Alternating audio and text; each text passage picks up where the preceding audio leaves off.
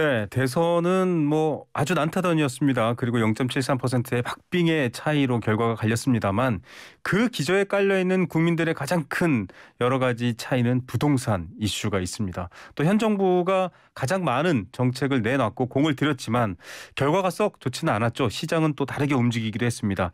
그래서 윤석열 당선인의 부동산 정책에 많은 기대를 하고 있는 분들도 있고 또 우려를 하고 있는 분들도 있습니다. 오늘은 이 쟁점을 전문가와 잇따라서 순서대로 얘기를 나눠보겠습니다. 먼저 윤석열 차기 대통령의 부동산 정책에 찬성 입장을 보이고 계신 서진영 대한부동산학회장 전화로 연결해서 얘기 들어보겠습니다. 회장님 안녕하십니까? 네, 안녕하십니까. 서진영입니다. 네, 자 인수위에서 임대차 3법 폐지 얘기가 나왔습니다. 폐지하거나 축소하겠다, 좀 바꾸겠다 이렇게 얘기가 나왔는데 아무래도 지금 시장이 안정화하겠다고 브레이크를 잡았는데 때로는 그렇게 되지 않는 모습 때문인가 이런 생각들 하실 텐데 좀 더 설명해 주시죠. 지금 이제 윤석열 당선자가 임대차 보호 3법의 폐지라든가 또는 이 개정안을 얘기를 하지만 네. 현실적으로 지금 민주당이 다수당이기 때문에 네네. 폐지하기는 쉽지 않을 것으로 보여지고요. 네네. 그러나 이제 부동산 시장 자체가 폐지를 해서 안정이 되고 기존 안이 계속 법률이 유지된다고 해서 안정이 되는 것이 아니라 네. 임대차의 경우에는 기본적으로 수요와 공급에 의해서 가격이 결정된다. 네. 그래서 이제 임대차 시장이 안정되기 위해서는 실질적으로 임대차 보호법을 좀 개정해야 되는데 네. 개정하는 방향들은 결국 이제 민주당의 합의를 이끌어내야 되기 때문에 네네. 민주당에 좀 협조를 구할 수 있는 방안으로 이 개정안을 내서 개정하는 것이 좀 더 이 합리적인 방안이 아닌가 이렇게 생각이 됩니다. 네. 자, 임차인을 보호하기 위한 법안이었으나 사실 가격이 오른 면도 있고 이것 네네. 법안 때문에 올랐다라고 또 보기에도 여러 가지 문제가 있겠습니다만 오른 네. 현상은 결과는 사실입니다. 그래서 지금 대안으로 민간 임대 활성화 또 뉴스테이 기업형 임대주택이죠. 네네. 이런 것들이 나오고 있습니다. 이것 역시 이렇게 해야 안정된다 이런 입장이신가요? 우리가 이제 이 부동산 시장은 수요와 공급에 의해서 가격이 결정되기 때문에 네. 지금 이제 임대주택 중에서 공공이 공급하고 있는 부분이 8%이고요. 네. 민간이 92%를 담당하고 있거든요. 네네. 그래서 공공이 임대주택을 모두 공급하면 사실 부동산 시장이 안정이 되겠지만 네. 현실적으로 공공에서 100% 임대주택을 공급하기란 네. 예산이라든가 현실적 어려움이 있거든요. 그래서 민간 임대주택 활성화를 통해서 시장을 안정시킨다는 큰 틀에서는 네. 바른 방향이다. 이렇게 보여지고 네. 그래서 이제 민간의 공급을 활성화하기 위해서는 네. 이 재고주택이 임대주택으로 원활하게 공급할 수 있도록 하고 네. 이 기업형 임대주택이 시장에 공급될 수 있도록 네. 좀 규제를 완화하게 되면 그래도 장기적인 측면에서 봤을 때는 이 전세 시장의 안정을 가져올 수 있지 않을까 네. 이렇게 생각이 됩니다.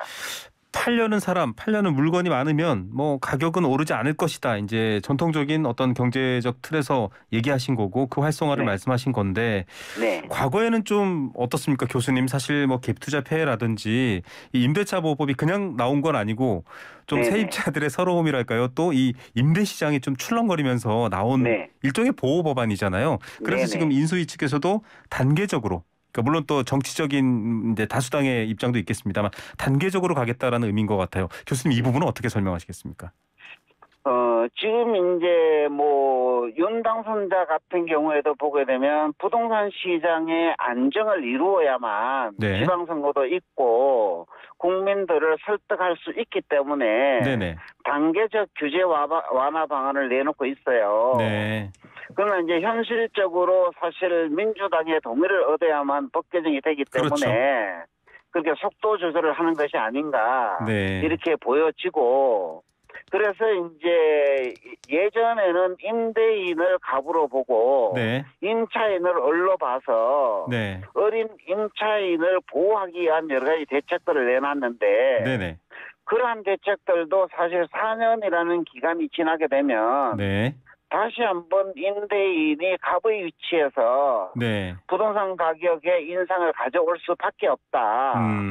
그래서 지금 이제 4년의 갱신 청구권이 있다 보니까 네네. 실질적으로 임대주택이 전혀 공급이 이루어지지 않는 네. 이런 현상들이 나타나기 때문에 네. 빨리 임대차 시장을 좀 단기적으로는 가격 상승이라는 부작용이 있을지 모르겠지만 네.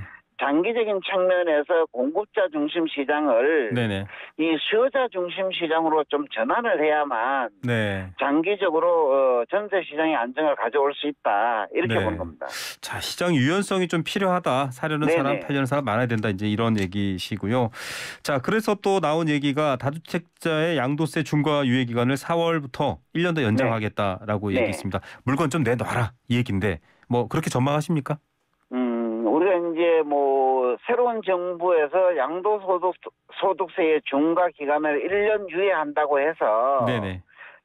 다주택자들이 주택을 시장에 내놓기란 네. 상당히 어려움이 있을 것으로 예상이 돼요. 네네. 실질적으로 다주택자들이 물건을 팔지 않는다는 얘기죠. 네. 그래서 양도소득세의 경우에는 이러한 어떤 단편적인 규제 완화보다는 전체적인 세제 개편을 통해서 보유세는 인상시키고 거래세를 낮추는 방향으로 개선이 되어야만 네. 시장의 어떤 기능들을 회복해서 네. 좀 더 안정 기조로 유지하지 않을까 이렇게 봅니다. 아, 보유세는 높이고 거래세는 낮춘다. 네네. 갖고 있으면 비싸게 세금을 물어야 되는데 팔 때는 네. 부담을 덜어주겠다 이 얘기이신 그래서 거죠? 이제 부동산을 이게 소유 중심보다는 네네. 이용 중심으로 전환시켜야 되는데 네. 이용 중심의 전환을 위해서는 보유세를 높이게 되면 이용하는 사람만 높은 보유세를 부담하고 네네. 계속 소유하고 이용하면서 네. 이게 이제 소유해서 자본이득을 얻겠다는 네네. 이런 어떤 전략들을 좀 차단할 수 있는 네. 조세의 개편이 네. 바람직하다라고 보는 거죠. 예, 또 주택시장 자체가 워낙 법안이 따라가지 못할 정도로 뭐 갭투자 사례도 앞서 말씀드렸습니다만 워낙에 시장이 그렇게 빨리 움직여서 좀 다양한 보완책이 필요할 것 같고요. 또 네네. 오늘 윤당 선인이 생애 첫 주택을 마련하려는 국민의 숨통을 틔워줘야 한다. 이런 얘기를 하면서 담보 네. 인정 비율이죠. LTV 완화 지시를 내렸습니다. 네. 뭐 적정한 지시라고 보시는 건가요? 우리가 이제 부동산의 경우에는 자기 자본으로 부동산을 매수하기가 쉽지 않기 때문에 네. 이 대출을 통해서 부동산을 사게 되는데 네. 지금 이제 대출 규제들을 워낙 강하게 하다 보니까 네. 실수요자나 무주택자의 경우에는 내 집을 마련하지 못하고 네. 현금 부자들만 부동산을 매수할 수 있는 네. 이런 시장 환경을 만들고 있거든요. 네네. 그래서 우리나라의 경우에는 사실 ATV나 이런 것들을 잘 관리하고 있기 때문에 네. 무주택자나 생애 최초 주택 구입자에게는 핀셋 규제 완화를 통해서 네. 이 실소유자들이 부동산을 매수할 수 있도록 네. 좀 완화하는 것이 바람직한 방향이다라고 생각을 합니다. 네, 무주택자와 실소유자, 생애 첫 주택 구매자 이런 분들에 대한 네네. 완화가 필요하다. 네네. 지금 서울은 대략 LTV가 40% 이제 네. 정도인데 뭐 완화된다면 어느 정도 선까지 뭐 70% 이런 말도 나오고 있고요. 우리가 이제 LTV 같은 경우에는 DSR 등등을 좀 고려해서 네. 그래도 이제 매수 주택의 약 70%까지는 네네. 좀 완화를 해 주어야만 무주택자나 실소유자들이 내 집 마련을 할 수 있다. 이렇게 판단이 됩니다. 예. 그런데 지금 사실은 교수님께서 앞서 시작에 말씀해 주셨다시피 부동산 시장은 금융과 아주 한 몸이 되어 있지 않습니까? 네네. 대출 없이 집을 사는 사람이 없듯이. 그런데 지금 금리 인상기입니다. 미국 금리도 마찬가지고 국제 무역도 굉장히 출렁거리는 상황이고 유가도 비싸고 네. 이게 자칫 대출을 풀어주면 물론 이제 핀셋 규제를 해야 된다라고 말씀하셨습니다만 네네. 이게 자칫 부실로 가면 뭐 2008년에도 전 세계적으로 겪었습니다만 큰 위기가 올 수 있지 않습니까? 네. 우리가 이제 대출 규제를 완화하게 되면 네. 가계대출 부실로 인해서 금융위기와 국가경제 위기로 올 수가 있거든요. 네네. 근데 이제 외국 같은 경우에는 사실 뭐 90%까지 네.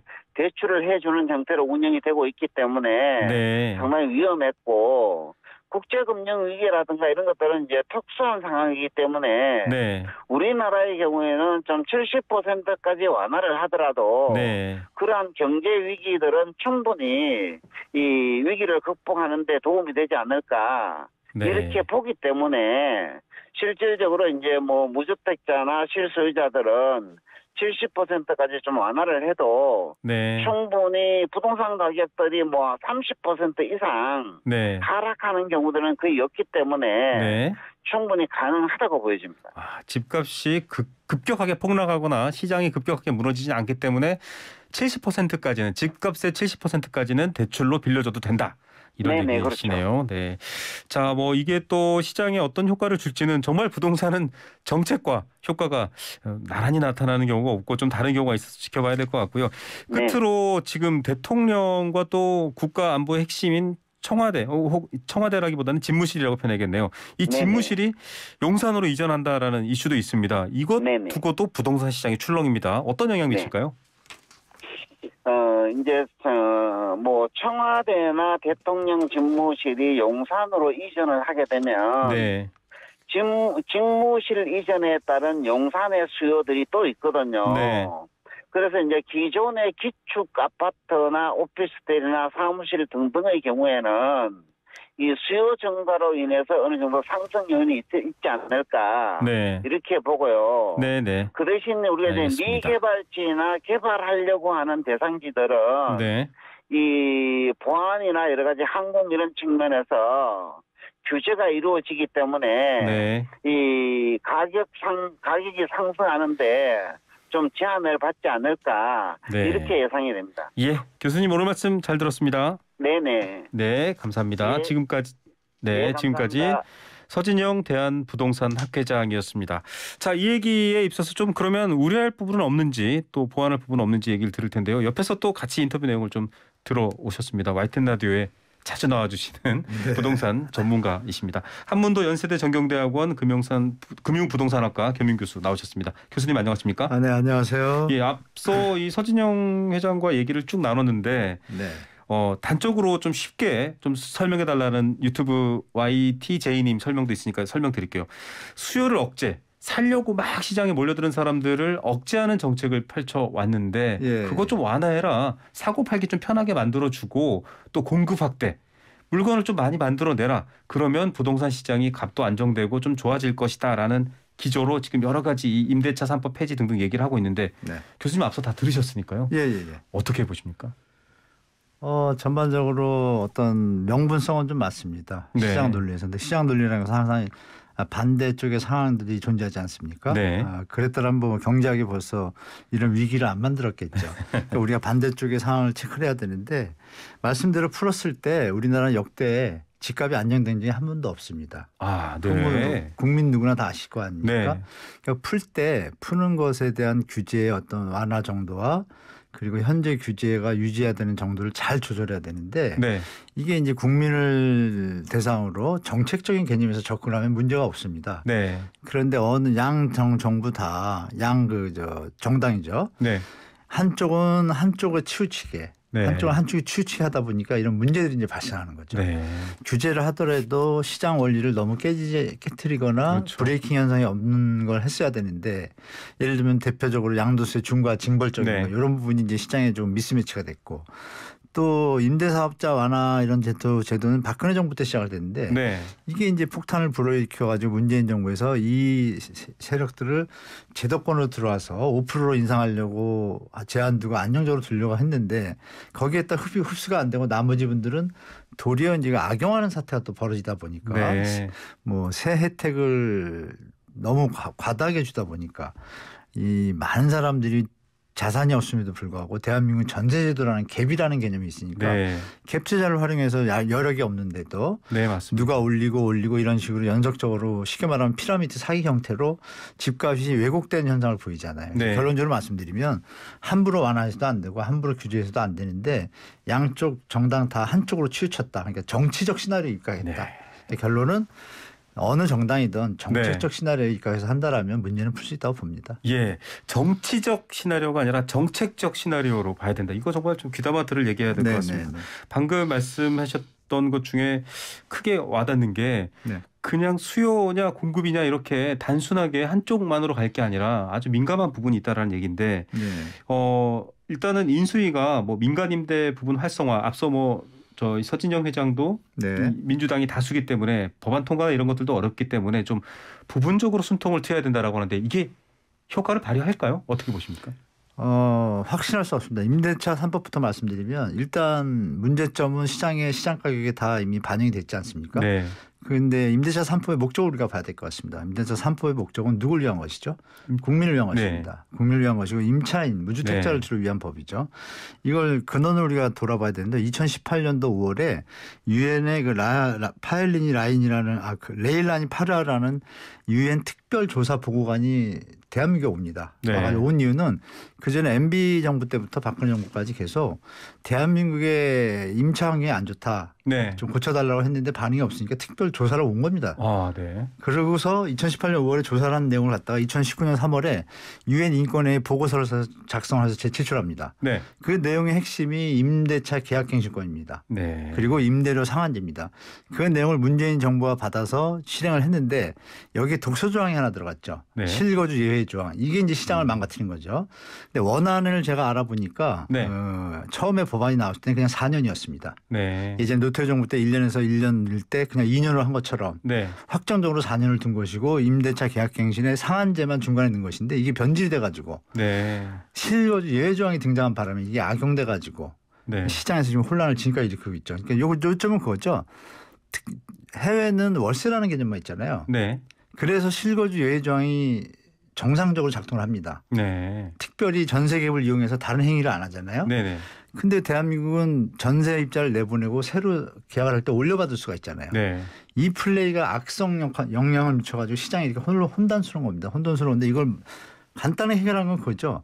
자녀가 결혼하거나 네. 자기 살고 있는 집이 재건축하는 두 가지로 포지티브로 딱 두 가지만 정한다라면 네네. 지금 시장에서 혼돈스럽고 막 값이 올라가는 건 뭐냐면 일단 내보내고 값을 올려서 받으면 네. 매물이 없을 때 수요자가 할 수 없이 받아들여야 되는데 거기에 결정적인 게 전세 대출입니다. 네. 전세 대출이 만약에 없었다면 어떻게 될까요? 그 값을 유지할 수가 없었습니다. 그렇겠죠. 이렇게 종합적인 부분인데 네. 이 부분 요번에 박흥근 원내대표 네. 또 이분들이 발표하신 내용을 보면 네네.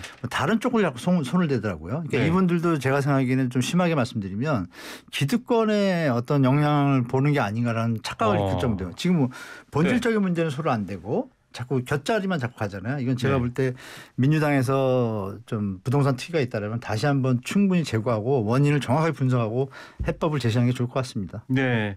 사실 이 부동산 자체를 어떤 경제적 이익 수단으로 보는 문제뿐만 아니라 뭐 패닉 바잉, 영끌 이런 말이 등장했을 만큼 네. 또 생존의 의미에서는 무겁게 바라보시는 분들이 있기 때문에 그렇죠. 시장은 정책 메시지에 아주 민감하게 반응합니다. 부동산도. 그 부분에 네. 대해서 교수님이 굉장히 아주 세밀하게 또 양쪽을 다 보고 접근해야 된다라는 얘기를 해주셨습니다. 뭐 풀자 묵자 단순한 얘기가 아니다라는 얘기인데 LTV 하나도 앞서 얘기를 했습니다만 뭐 70% 완화 얘기도 나오고 있고요. 또 우려하시는 분들은 과거 초이노믹스죠. 네네. 빚내서 집 사라. 네네. 이걸 또 떠올리시는 분들도 있고. 네.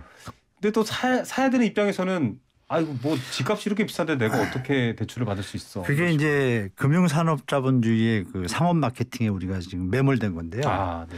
단적으로 말씀드리겠습니다. 전세대출 규제가 작년에 일시적으로 조금 축소되면서 네. 강화가 되면서 지금 시장이 어떻게 됐어요? 안정화됐잖아요. 네. 전세대출을 갭 투자로 활용하는 사람들의 수단으로 제공하는 정부는 나쁜 정부입니다. 네. 그것이 만약에 없다라고 가정을 해보겠습니다. 뭐 LTV 완화할 필요가 없습니다. 만약에 네. 지금 지금 상태로 유지가 되면 전세 가격이 어떻게 되겠어요? 네, 갈수록. 주택 가격은 그럼 어떻게 되겠어요? 원래 좀 선행 후행 지수가 있지 그렇죠. 않습니까? 결국은 내려가겠죠. 네. 내려가게 되면 대출을 안 받고 살 수 있잖아요. 네. 지금 말씀하신 LTV를 올려가지고 이자를 내면서 사는 행위가 좋은 것인지 네. 적정한 대출 규제 지금 가계부채 문제가 심각하니까 네네. 적정한 대출 규제가 중장기적으로 정책적으로 간다라면 네. 무리하게 집을 살 이유가 없지 않습니까? 네. 가격은 시장에 수렴하게 되어 있으니까 그러면 어느 네. 것이 좋은 방향일까요? 근데 이것을 갖다가 뭐 우리가 맨날 듣고 있는 얘기가 그거잖아요. 대출 없이는 집 못 산다? 네. 대출 적게 해서 살 수는 있잖아요. 네. 그렇죠. 그게 정책으로 가야지 왜 금융산업주의에 좀 편향되는 대출을 해줘야 된다 이쪽으로 자꾸 우리를 몰고 가는지 모르겠어요. 네. 그래서 언론이나 정치하시는 분들이나 조금 국민을 다시 바라보고 선진국답게 좀 움직였으면 좋겠습니다. 이게 사실 아주 중요한 지적이고 이런 지금 여러 가지 제도를 소개하는데 안 나오고 있는 상황인데 뭐 약탈적 금융자본 이런 거 네네. 하지 않습니까? 그 얘기 제가 추원드리면 그렇습니다. 그 미국에서는 이미요. 네. 저 2008년 금융위기 이후에 이런 저 대출 완화를 해가지고 약탈적 대출이 벌어진다는 것을 법으로 명문화했습니다. 네. 그래서 현재 우리 시청자분들 아니 애청자분들이 아실 분도 계시겠지만 영국은 바젤3 협약 이후에 네네. 이게 이제 내용들이 다 있는데요. 다 말씀드릴 수는 없고 요점은 그렇습니다. 결론은 미국은 지금 현재 36% DSR, 네. 영국은 45%, 유럽의 EU 국가들은 30에서 40%, 네. 캐나다 45%, 홍콩 50%입니다. 아, 네. 이 상태인데 부채 상환. 대한민국 네, DSR 자체가요. 네. 네. 그러면 대한민국 몇 프로 해야 될지 답이 나오잖아요. 네. 40%가 적정합니다. 네네. 이걸 억지로 만지려고 하니까 며칠 전에 IMF에서 경고하지 않습니까? 네. 가계부채 함부로 손대지 마라 위험하다. 네. 이거를 받아들이지 않고 초이노믹스 박근혜 정부 때처럼 또 하면 거품이 또 끼겠죠. 네. 네, 그런 걸 좀 막아야겠습니다. 예, 과연 누가 가장 이득을 보는가를 한번 생각해 보면 네, 좋겠다라는 맞습니다. 지적입니다. 그래서 예. 이제 금융자본 얘기가 나오는 건데 물론 금융공학과 금융의 발달은 또 자본주의가 고도화될수록 필요한 부분도 있으나 이게 앞서 규제 완화를 주장하시는 분들도 네. 시장 원리를 자꾸 얘기하시잖아요. 수요 공급.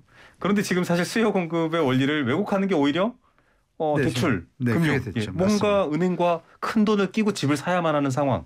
네 네, 맞습니다. 이자가 당연히 나가야 되는 상황 이런 것들. 네, 맞습니다. 그부터 좀 다시 재고해 봐야 된다라는 얘기입니다. 그래서 뭐 끝으로 이제 앞서 했던 얘기랑 지금 이제 나오고 있습니다만 차기 이제 인수위가 차기 정부를 구성할 때 네. 부동산 정책에서 좀 놓치지 말아야 된다. 이거 하면 당신들도 여론의 비판을 피할 수 없다.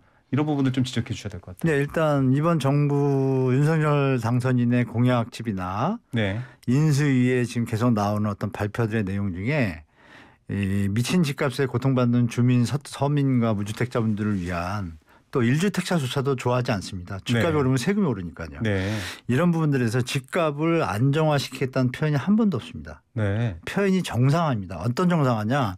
기존의 다주택자나 투기꾼들이 했던 행위들이 규제를 묶였던 것을 정상적으로 풀리겠다는 명분 아래 네. 네. 교묘하게 지금 다주택자나 이런 쪽으로 투기를 조성하는 느낌을 저는 받고 있어요. 네. 그래서 이런 부분을 뭐 국민들도 감시하지만 제가 볼 땐 역풍을 맞을 수 있다고 보고 네. 결정적으로 뭐냐면 그 분양 가격 있지 않습니까? 네네.